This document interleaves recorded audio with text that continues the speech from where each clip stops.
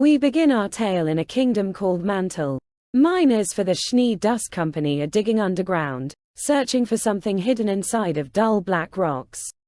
They eventually discover what they're looking for: colorful glowing crystals that they identify as dust. As the dust is brought outside, we see that the miners are humans with animal traits, each one having either mouse ears, horse tails, rat teeth, or lizard scales.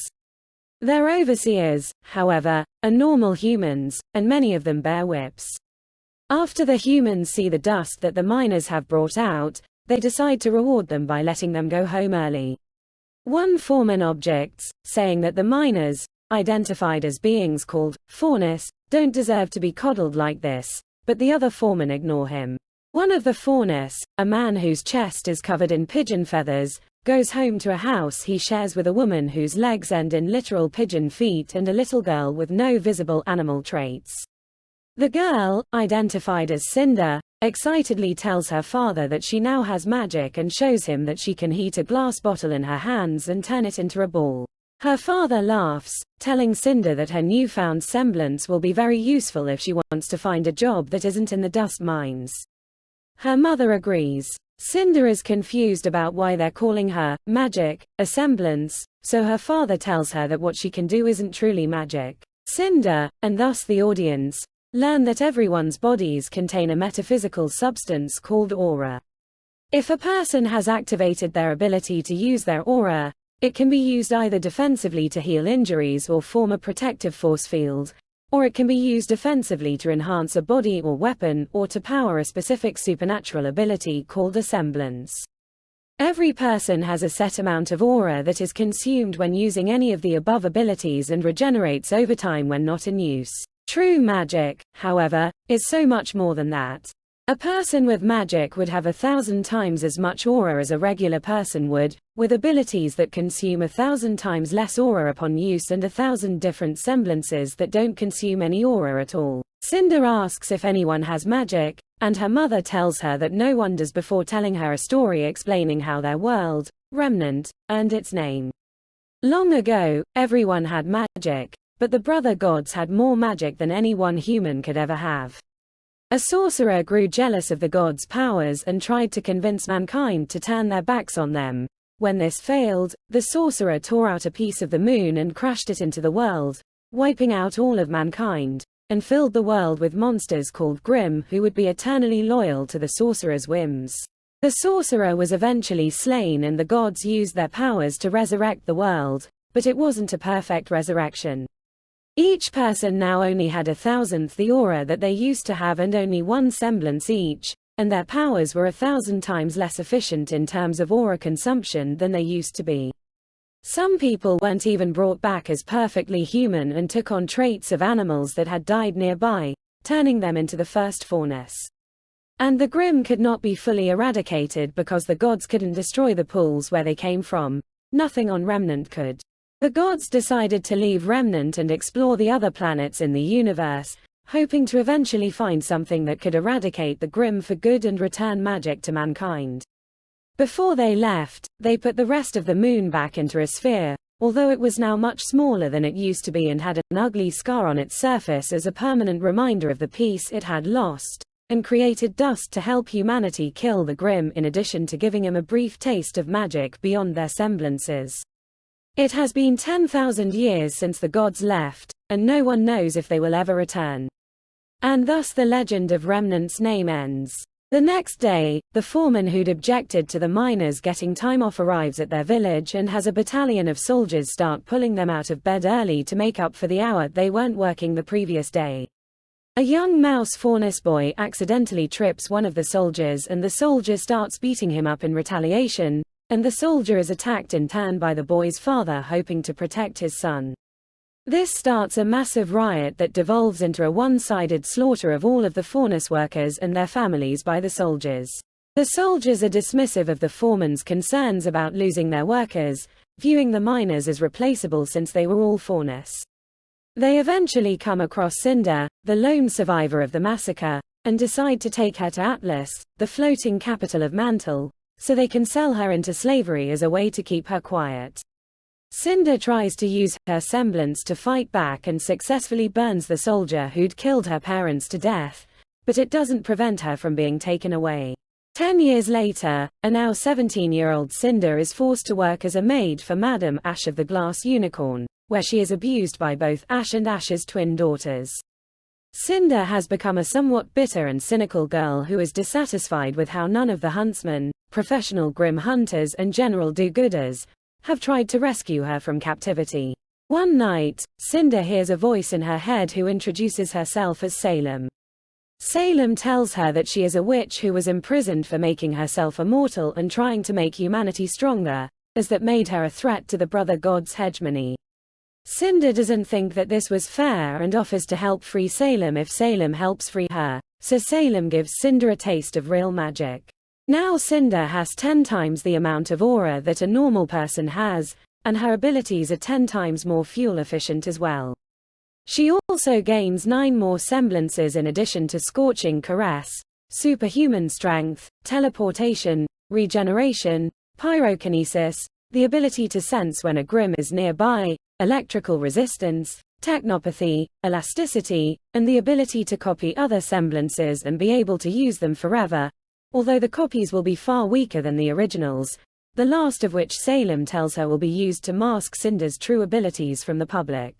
Using her new powers, Cinder breaks her shock collar and teleports out of the glass unicorn with the few belongings she has, which includes the glass sphere that she made as a child. After Cinder leaves, the establishment is suddenly attacked by a Nevermore, a giant raven-like grim, which blinds Madame Ash's daughters and kills the woman herself before a huntsman named Crow Branwen slays it. Crow grows suspicious when he learns that Cinder is missing. The following morning, Salem tells Cinder that she needs to infiltrate a Huntsman Academy as the next part of their plan to free Salem. According to the witch, the academies are in reality an elaborate front to protect the pieces of the key used to imprison her. The pieces are hidden in rooms that can only be activated by the power of a seasonal maiden, a person granted magic by the wizard who imprisoned her. This is why Cinder can copy semblances, as she needs to be able to copy the powers of a maiden in order to retrieve a piece of the key. Once all 4 pieces of the key are together, they will turn back into the complete key and Cinder can use it to free Salem. Cinder asks if she's going to Atlas Academy, but Salem replies that she's not. Cinder is known in Atlas due to her disappearance from the glass unicorn. Instead, Cinder will be going to Beacon Academy in the Kingdom of Vale where she may not be recognized. Before she gets into Beacon Academy, though, Cinder is to meet a huntsman named Rhodes in a Vale City nightclub owned by Junior Shung. Rhodes will give Cinder enough weapons training for her to qualify for Beacon, as her past abuse means that her fighting skills may not be up to Beacon's par. While Cinder waits for Rhodes, a human girl named Yang Zhao Long storms into the club and demands to see Junior.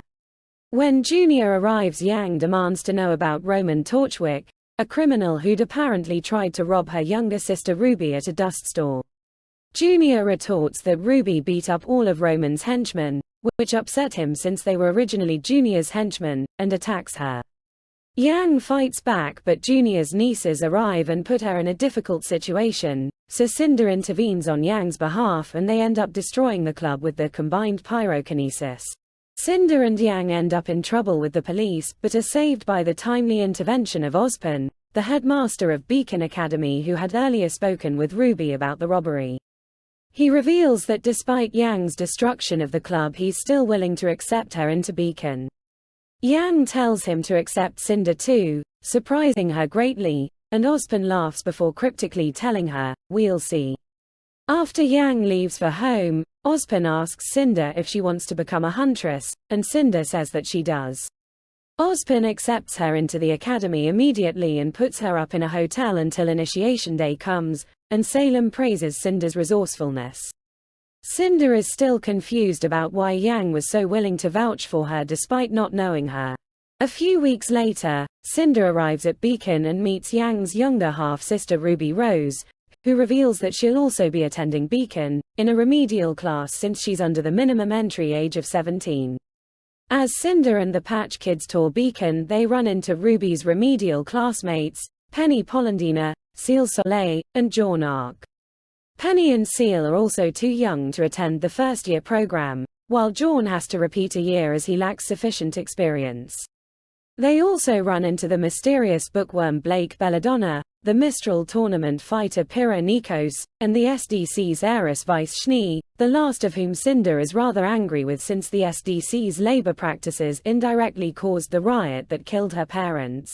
Initiation Day comes and Ozpin launches the prospective students into the Emerald Forest as per canon. Cinder ends up saving a rather oblivious and naive girl named Ambercito from a pig-like Grimm called a Borbatusk. They introduce themselves and Cinder learns that Amber's semblance is aerokinesis, which seems to be the one thing that Amber knows how to use properly. They make their way to the relics they need as per canon. Along the way, Cinder teaches Amber how to better use her weapon, a double-ended staff with a wind dust crystal on one end and a fire dust crystal on the other, that she inherited from her mother. Elsewhere, Pyrrha and Yang become partners and talk about why they want to become huntresses. Yang wants to protect her family following the disappearance of both her birth mother and her stepmother, while Pyrrha wants to be more than a celebrity. Yang ends up killing 3 bear-like Grimm called Urses after they mess with her hair, and Pyrrha comments on Yang's fiery temper. Initiation ends and the audience sees some of the teams being formed. Cinder, Yang, Amber, and Pyrrha, Nikos, become Team CYAN while Blake and Vice, along with fellow first-year students Lai Ren and Nora Valkyrie, become Team Brown. The remedial students are assigned together to form Team Caper. Cardinal is also there. As classes start, Salem contacts Cinder and tells her that she has found 3 other henchmen to infiltrate the other academies. Cinder is put in touch with them via Scroll, Emerald Sustrai, who has infiltrated Shade Academy in Vacuo, Mercury Black, who has infiltrated Haven Academy in Mistral, and Neapolitan, Neo, who has infiltrated Atlas Academy. Cinder and Emerald quickly become friends, while Mercury antagonizes them with his constant boasting and Neo just spams memes about ice cream. Cardin Winchester, the captain of Team Cardinal, wants to date Pyrrha for her fame, but she turns him down due to not knowing him well. Feeling humiliated, he takes his anger out on Ren during combat class, which consists of double battles between teams. After class, Ren grills him for the reason for his brutality in the ring and learns of Cardin's desire to date Pyrrha, and suggests that he not push it as another person's love must be fairly earned, citing his relationship with Nora as an example. Cardin scoffs at this, a reaction that Ren does not like. He discusses it with Nora, who tells him that she's worried about Blake due to how poorly they synergized during their match against Yang and Amber. During history class, Dr. Ublek tells the children about the White Fang, a Faunus civil rights advocacy group in Atlas that has turned towards violence and domestic terrorism in recent years. Cardin and Vice deride the Fang, Cardin because he's racist and Vice because they've killed some of her company's workers. Blake offers a more nuanced take, saying that the Fang started off with good intentions but have been hijacked in recent years by extremists who want to pay humanity out for treating them badly. Cinder offers a more cynical take, stating that the White Fang's actions will be seen as speaking for all Faunus and that all they've succeeded in doing is getting more Faunus killed. Cardin notices that John is having trouble paying attention to Ublek's lectures. During lunch, Cardin starts hassling John about his listlessness in class and John lies about being short on sleep. Cardin keeps talking down at him but winds up bumping into a rabbit Faunus named Velvet Scarlatina, a second-year student in Beacon who is part of Team Coffee. Blaming Velvet for interrupting him, Cardin pulls on her ears. John tries to push him off of her, which starts a fight. CYAN and Brown break it up. When Cardin yells at Cinder for stepping in, she panics and vomits a sticky white fluid right onto his face. Cardin runs off in disgrace, and an embarrassed Cinder runs away too. The rest of CYAN, along with Brown, finds a crying Cinder in the gym and asks her what's wrong. Cinder reveals that her Faunus trait is making crop milk, which she has a tendency to regurgitate when she gets nervous or frightened. To her surprise, Amber and Nora think that the ability is cool, with Nora even asking if Cinder has ever tried cooking or making cheese with her crop milk. While Vice yells at them for being gross, Pyrrha, Blake, and Yang comfort Cinder. Cinder reveals that her upbringing has made her afraid to stand up for herself, and Blake encourages her to fight for what Cinder thinks is right rather than just sitting back and letting it fester, noting that nothing good comes out of doing nothing. Jorn narrowly avoids detention after Glinda determines that he didn't mean to start the fight and Team Coffee vouches for him. The Caper girls ask him what happened and Jorn admits that he has trouble paying attention in Oobleck's class due to the man's speed and to the other teachers in general, this being the real reason why he's been held back a year. Penny and RWBY comfort him, revealing that they're both autistic and understand what it's like to be made fun of for being slow. Seal tells him that they don't care that he has difficulties learning, they're his friends because he has a good heart. Jorn, touched, asks if they could help him study, and they accept. Seeking revenge on Jorn and Cinder for humiliating him, Carden decides to pull a mean prank on them. With his team members unwilling to jeopardize their reputations further after Velvet's teammates spread word of the incident to the rest of the school, Carden decides to manipulate one of his target's teammates into doing his dirty work for him. Amber, Yang, and RWBY are written off due to being too close to Jorn and Cinder, and Nora is a no-go due to her loyalty to Ren, so Carden targets Vice and Penny and feigns needing rapier wasps for an extra credit assignment. While Vice obeys him without a fuss, Penny mentions it to Seal, who is immediately suspicious and tells Penny to focus on helping Jorn unlock his aura instead of helping Carden. Vice gets the wasps and runs into Cinder on her way to a Salem team meeting. Vice asks Cinder why the latter doesn't seem to like her, and Cinder angrily tells her about her parents. Vice is horrified and reveals that she came to Beacon because she wants to take control of the SDC from her father, and figured that learning how to fight Grimm would convince her father to turn it over to her rather than her twin brother Whitley, who is starting to be influenced by Jacques' bigotry. Vice adds that she isn't prejudiced against all Faunus, just the White Fang specifically because they've gone too far.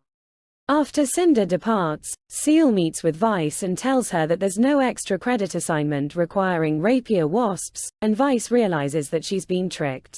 During a field trip to Forever Fall, Cinder asks Yang why she vouched for her in Vale City, and Yang replies that she sees a kindred spirit in Cinder, someone who's been beaten around by the world but refuses to back down anyway. Carden asks Vice for the wasps and learns that she released them back into the wild. Angry, he starts a fight with her and the noise attracts a herd of Borbatusks. As everything turns chaotic, Cinder asks Yang if she can copy her semblance now that they trust each other. Yang agrees and they fight off the Grimm together. When the Borbatusks are replaced by a fire-breathing Sphinx Grimm, Jorn activates his aura for the first time and Amber suddenly develops the ability to make leaf golems, which they use to slay the Sphinx. Cinder realizes that Amber is the Fall Maiden, as Salem had stated that leaf golems were one of their powers in addition to aerokinesis. Carden is suspended for his role in the incident, and Vice starts growing closer with her teammates. Cinder, meanwhile, decides to work on getting her own weapon due to her dissatisfaction with relying too much on her magic during the Sphinx fight. Yang tells her that RWBY is a weaponry genius, so Cinder decides to consult her for ideas. RWBY is elated at the prospect of making another weapon, although Cinder declines her offer to make something as complicated as Crescent Rose and settles on a bow that can turn into 2 swords.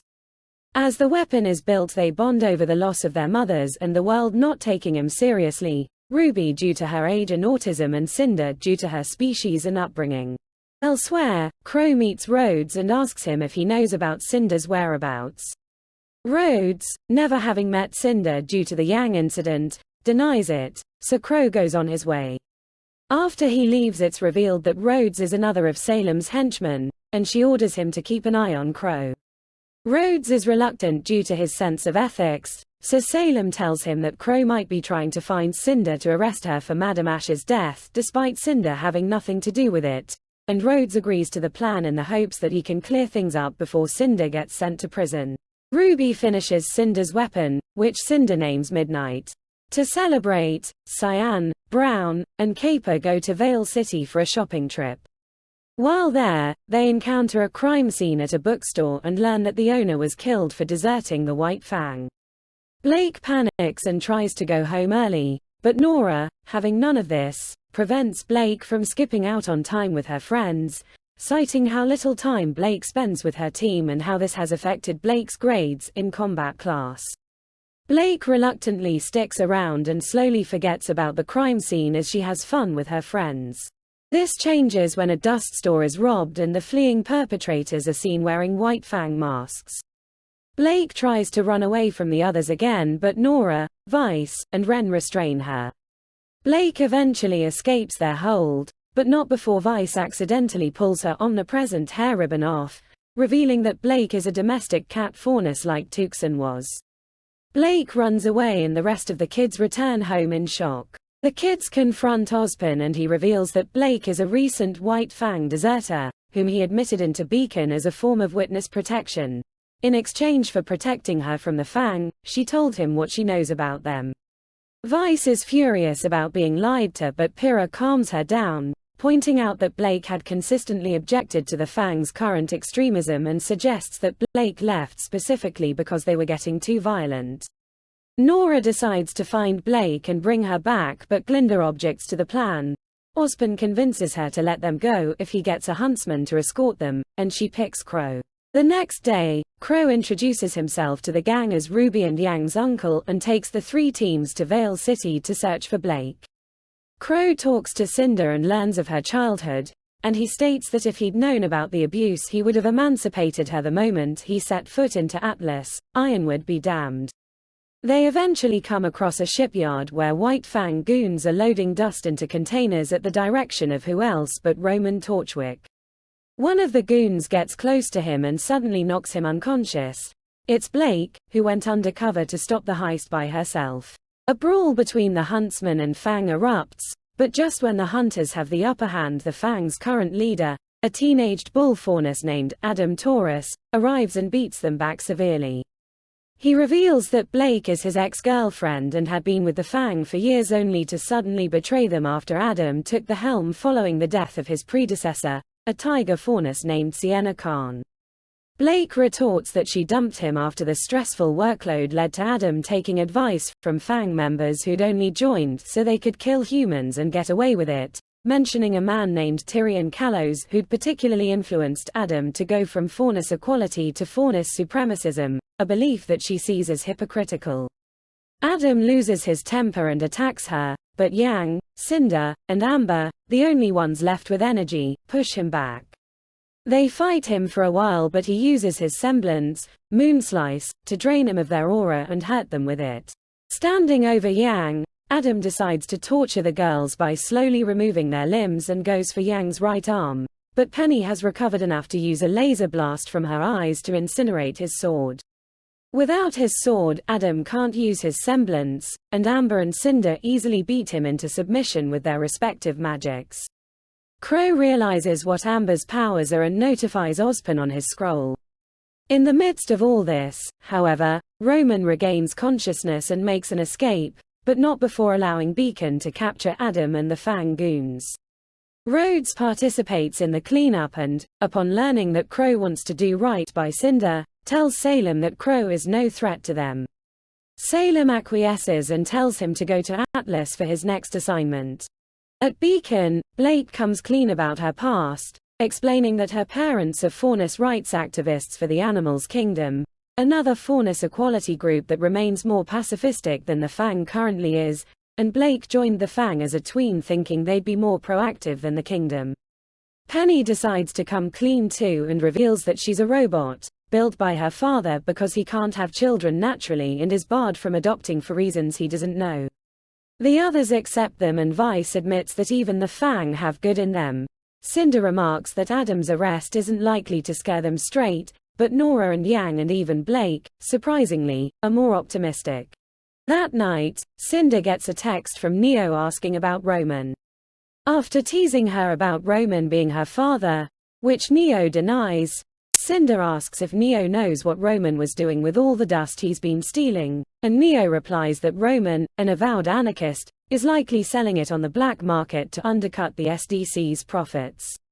Beyond this she knows nothing, as Roman hasn't talked to her in months.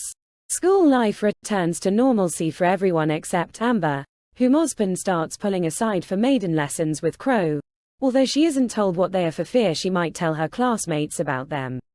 Salem, now aware of Amber being the Fall Maiden, tells Cinder to earn Amber's trust so she can copy her semblance. Amber takes Cinder on a girls' night in Vale City after learning of Cinder's abusive childhood, during which Amber reveals that she came to Beacon to escape her father, who looks down on her for taking a long time to learn how to use her mother's weapon. It is then revealed that Amber's mother is dead, having been killed by a snake-like Grimm called a King Taijutsu when Amber was 10. Crow learns of the outing and grows suspicious of Cinder once again. Ruby, Penny, and Seal go to a robotics showcase, where a new model of Atlesian Paladin mech is revealed by having the new ones destroy several old ones. The sight traumatizes Penny and she has a meltdown, and Ruby and Seal comfort her after learning that she fears being replaced just because she's a robot. When they return to school, they learn that one of the paladins meant for the show never arrived. Ruby worries that Roman may have stolen it when she learns that the paladin is fueled by the new kind of dust power cell that he'd tried to rob her of months earlier. As the seasons change, no progress is made on interrogating the captured Fang members or finding Roman, and everyone gets antsy and tense. Amber tries to use her semblance during gym class, but instead sees a vision of numerous Grimm emerging from Vale City, and finally realizes that her aura isn't normal. Cinder offers to copy her semblance to help her figure it out and Amber accepts, and Cinder sees the Grimm vision as well in addition to visions of a crashed train in the ruined city of Mount Glen. They tell Osborne, who determines that this was Adam's plan, load an old train with dust and use it to breach a hole in the barrier separating Mount Glen from Vale City, allowing the Grimm inside the mountain to overrun Vale City and slaughter all of the humans, creating a power vacuum that the Fang could use to take over the kingdom. Adam confirms it and laughs at Osborne when he tells him that it'll kill Faunus too, confirming that Adam's now in the Fang only for personal power rather than promoting civil rights. CYAN and Brown accompany Coffee and Dr. RWBY to Mount Glen to sabotage the train. Surprisingly, Roman is there too in the stolen paladin. He explains that he was only in the scheme for the money, but the White Fang's plot is going too far and he'll help the hunters stop it in exchange for a reduced sentence. After Cinder tells him to apologize to Ruby as well once they return home, they get to work dismantling the train. Their efforts are interrupted by the arrival of several different types of Grimm and the White Fang, but their teamwork, and significant dust supply, allows them to dispatch them all before the train is able to get moving. Adam is so furious about his scheme being foiled that he commits suicide, and Blake doesn't know how to feel about that. Roman is put under house arrest and is forced to do community service at Beacon to make up for his crimes. He and Ruby butt heads due to their past history. Jorn decides to reach out to Roman, while Yang convinces Ruby to be nicer to the man since he'd helped her at Mount Glen. Roman decides to prove that he can reform by organizing the dance before the upcoming Vital tournament all by himself. Ruby decides to help after seeing how overworked he is. During their time together, Roman remarks on Ruby's unusual silver eyes, which seem to glow in the dark. The dance goes off without a hitch. Pyrrha and Jorn confess their feelings for each other while Ruby and Penny realize their own growing attraction to each other. Cinder has trouble finding a dancing partner until Yang offers to dance with her. Amber meets General Ironwood of Atlas, who is visiting for the tournament, and the current Winter Maiden, an aging woman named Freya. Ironwood later tells Osborne that he thinks Amber might be the Fall Maiden, which Osborne confirms. Ironwood suggests that Osborne keep a closer watch on Amber, claiming that, "We've already lost her mother." As the Vital tournament begins, Cinder meets the rest of Salem's henchmen in the audience. Neo is relieved to know that Roman is okay, and Emerald joins Cinder in heckling the visiting teams. Mercury is largely antisocial and wants them to focus on their mission. Emerald reveals that Mercury is acting like this because he hasn't been able to locate the current Summer Maiden and thus hasn't been able to copy their powers, while she and Neo have with their own respective maidens. Cinder reveals that she's copied Amber's powers too and adds that Amber doesn't seem to know what they even are. She then joins the other girls in teasing Mercury, after which Emerald and Neo allow her to copy their original semblances, hallucinations and overactive imagination respectively. Yang makes it to the final match of the tournament and Cinder realizes that Yang's opponent, Reese Chloris, is the current Summer Maiden. Emerald and Neo decide to throw the match in Yang's favor so Reese will be alone afterwards and therefore easier for Mercury to corner. Cinder is somewhat appalled by the scheme, but Salem tells her that it's for the greater good of the world and she relents. Emerald and Neo make an illusion of a rapier wasp to distract Reese, causing her to miss a hit and get defeated by Yang. Although she's happy that she won, Yang views the presence of a rapier wasp as suspicious and interrogates Carden, who denies being involved with it this time. After the tournament, Mercury asks Reese if he can copy her semblance, which makes her smell like a flower, claiming that he wants to impress a girl, which is technically true. Thinking nothing of it, Reese accepts. Mercury does so and returns to the girls to show off the summer powers he'd obtained as well, but his body reacts badly to the Summer Maiden's magic and he can't control it, resulting in the generation of a miniature star that burns him, and only him, to a crisp. Cinder has a PTSD flashback to her youth at the sight of his charred body, and Emerald and Neo are equally horrified.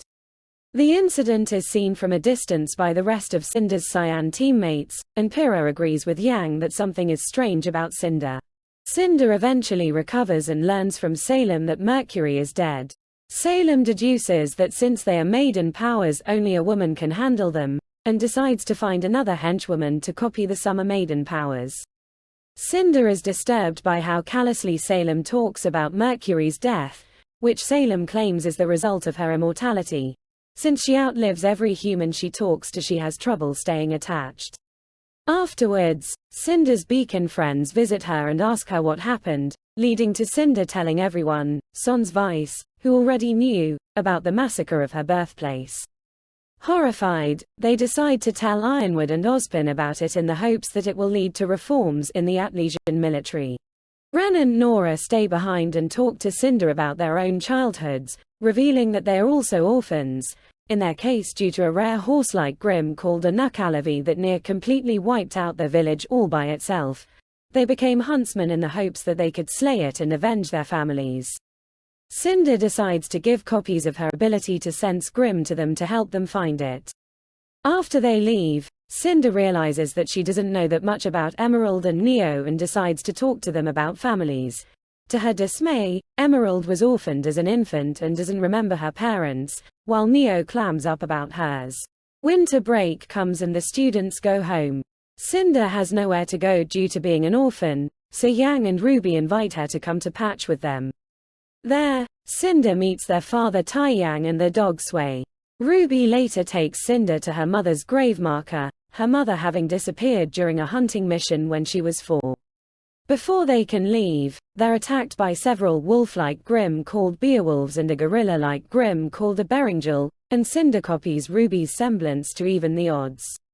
That night, Yang tells RWBY that something is off about Cinder, but RWBY replies that Cinder isn't a vengeful sort of person, more someone who has little self-direction.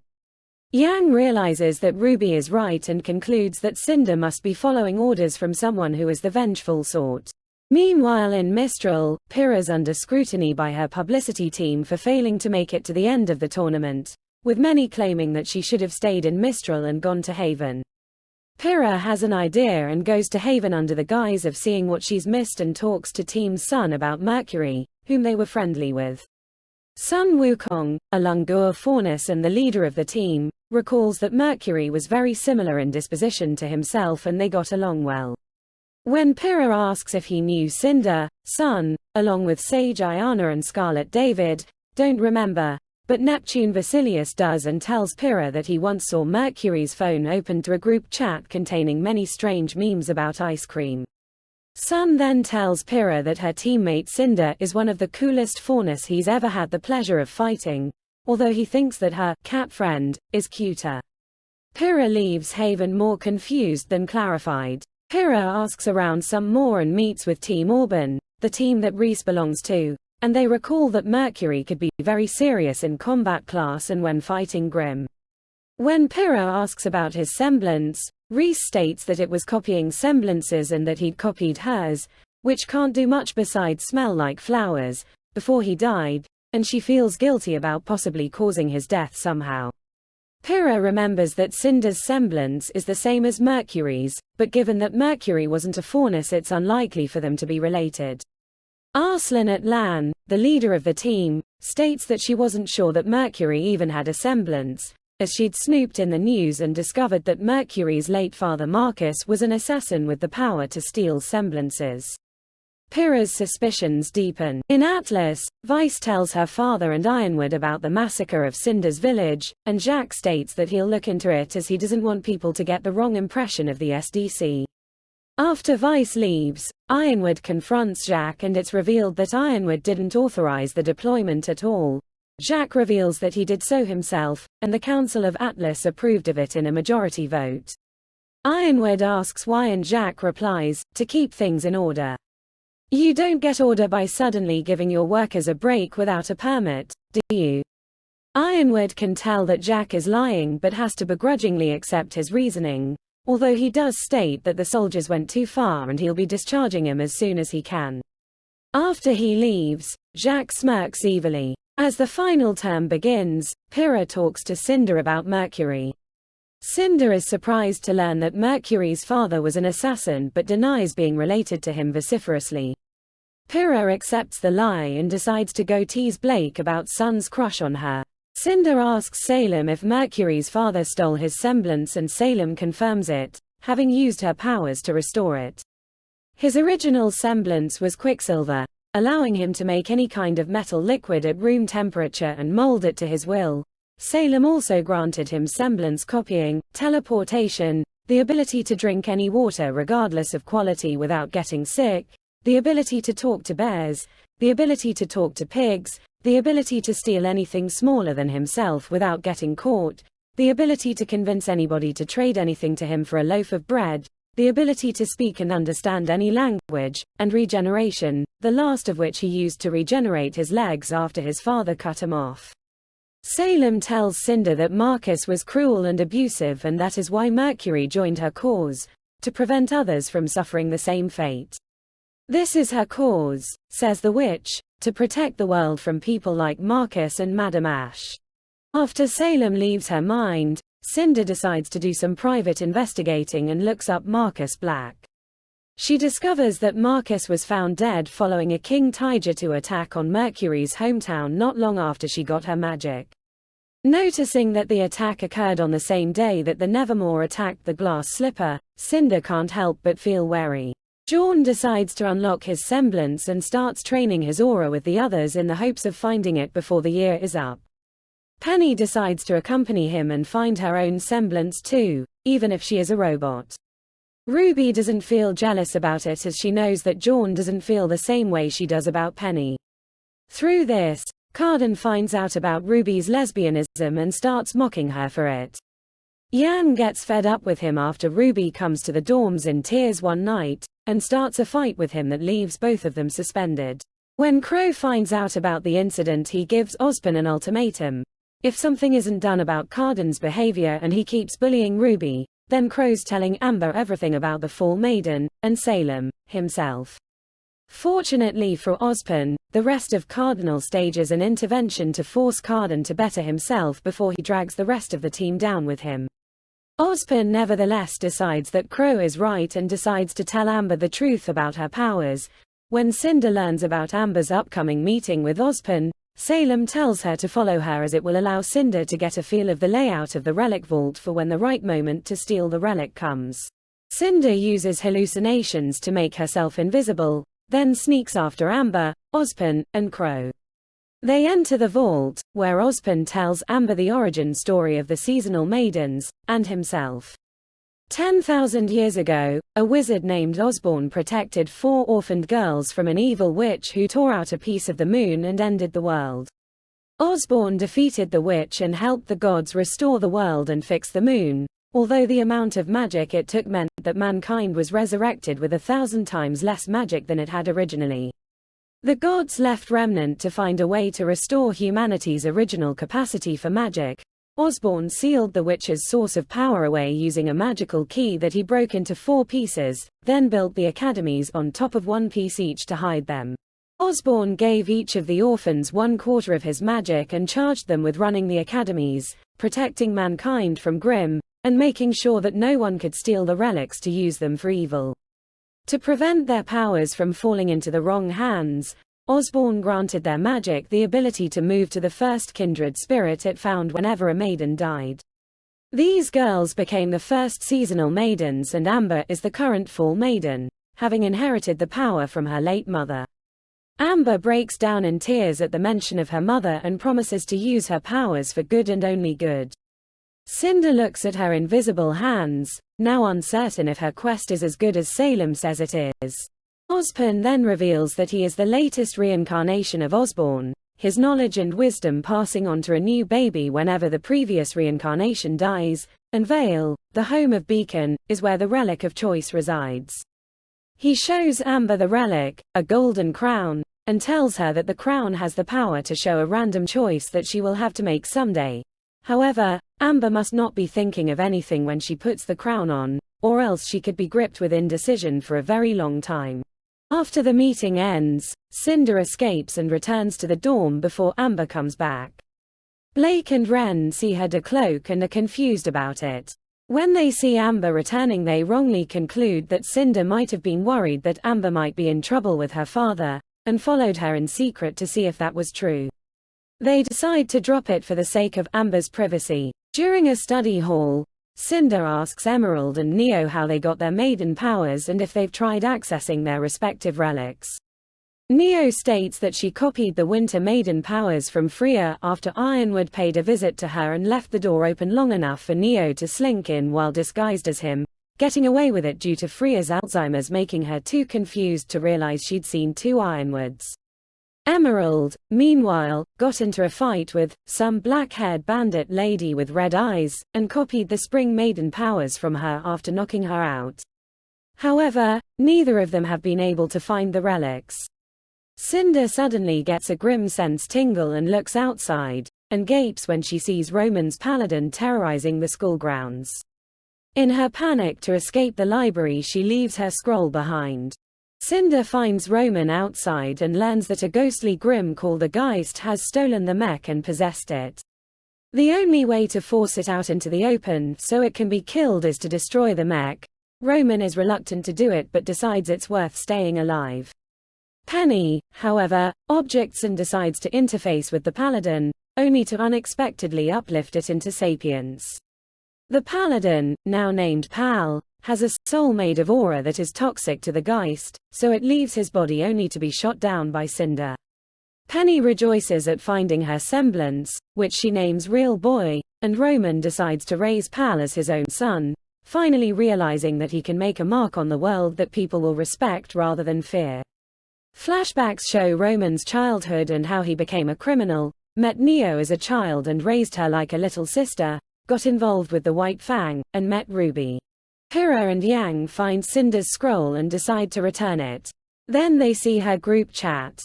Pyrrha sees Neo's memes and realizes that Cinder and Mercury knew each other before the Vital tournament, while Yang sees Emerald's most recent message and shouts that Emerald has met Yang's wayward birth mother, Crow's sister Raven.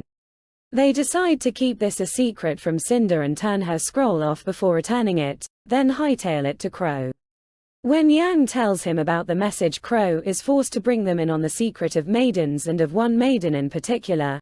Raven is the current Spring Maiden and was forced to leave Yang and her father behind when her presence kept attracting Grimm to Patch.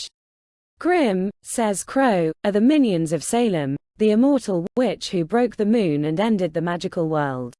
With the situation now urgent and their trust in her hurt, Yang and Pyrrha grow distant from Cinder and Amber is told to avoid her for her own safety. RWBY is told to stay away from Cinder as well, and Seal advises her that it may be for the best. RWBY is unsure and asks Crow what's going on, and Crow tells her that he's going to find a way to get Raven to come to Beacon, and away from Shade. RWBY is confused but tells Yang that she'll be meeting her mom soon, glumly adding that she'd like to meet Summer Rose. Yang promises to tell her more when it's safer. Elsewhere, Pyrrha tells John and Brown that Cinder might not be who she claims to be, and Wren and Blake share what they saw Cinder do when Amber went for her meeting. Cinder feels hurt by her friend's sudden distance and spends more time with Emerald and Neo. Emerald eventually tells her that while she grew up an orphan, she did eventually find out who her parents were. Her father was Dahab Sustrai, a vacuum tailor, and her mother Morganite often helped him.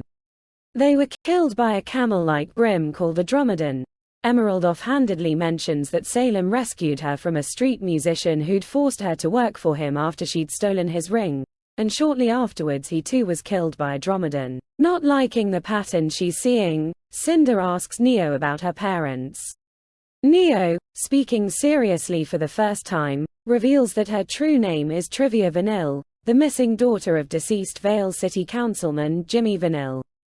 Her father mistreated her due to his hatred of her muteness and his envy towards her semblance as he never found his, so when he got involved in a gang war with the Shungs, Neo ran away from home and didn't help her parents fight him off, especially when the arrival of a massacred Grimm resulted in a massive explosion of smuggled dust that killed them.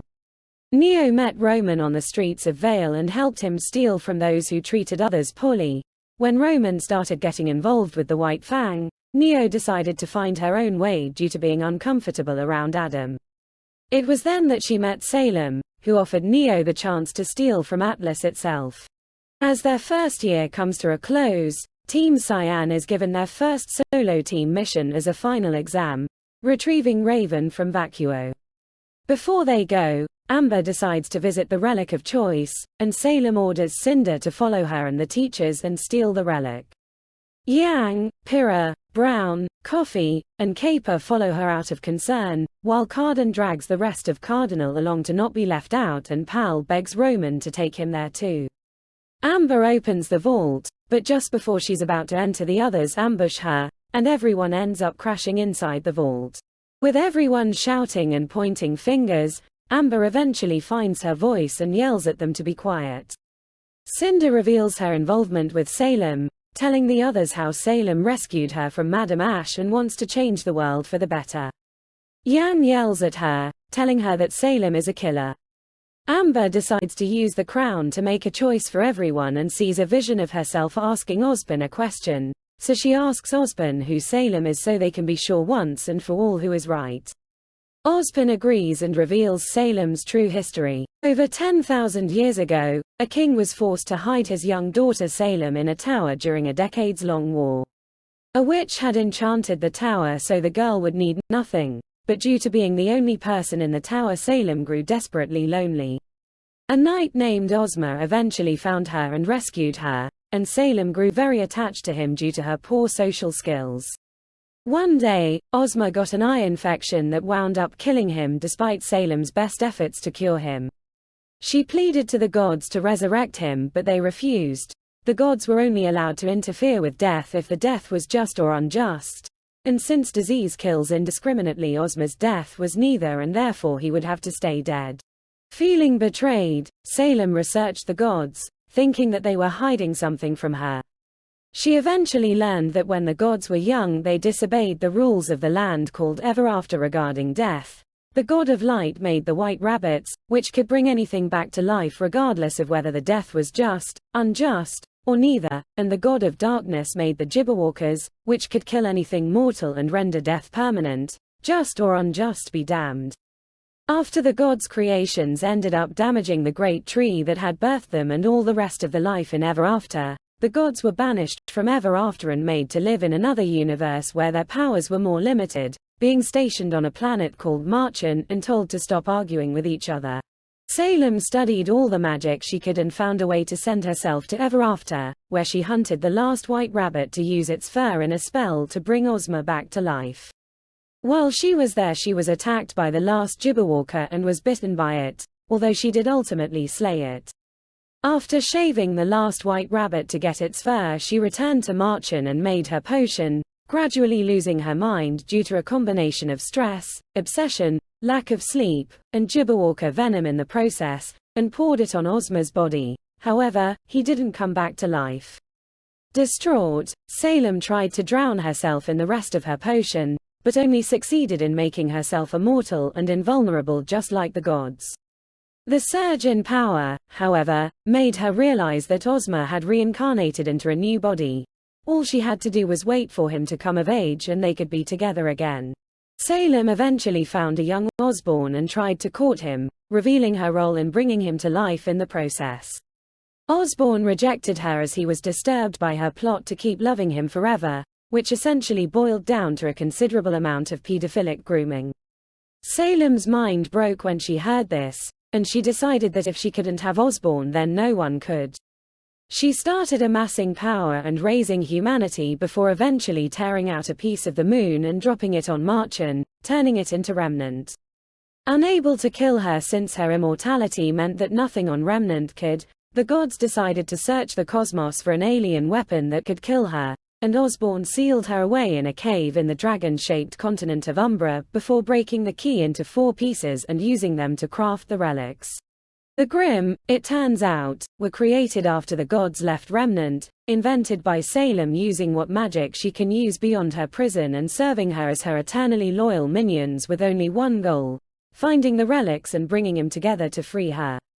However, after millennia of failure it became apparent that Salem needed better tactics and smarter minions, so she began amassing human and Faunus minions. The Grimm attacks were meant to isolate people and make them feel obligated to help her in return for her protection. Everyone is horrified by the revelation, but none more so than Cinder. She tries to warn Emerald and Neo, but Salem gives her a seizure and tries to take away her semblances. RWBY intervenes by hugging Cinder in an attempt to interrupt Salem's connection, and Salem unexpectedly stops before leaving Cinder's mind forever. Cinder apologizes to everyone for betraying their trust, but Pyrrha forgives her, explaining that Salem had preyed on Cinder's insecurities and traumas to trick her into doing Salem's dirty work for her. Yang still feels betrayed, so Amber offers her the crown. Yang puts it on and sees Cinder offering her hand to save her life in a future fight, so she decides to trust Cinder as well. Ozpin decides to send CYAN to Mistral instead of Vacuo, and tells them that Mistral is where the Relic of Knowledge is located. They need to retrieve it and warn Reese before Salem finds a replacement for Mercury. The girls get ready for their first real mission and promise to stop Salem before it's too late.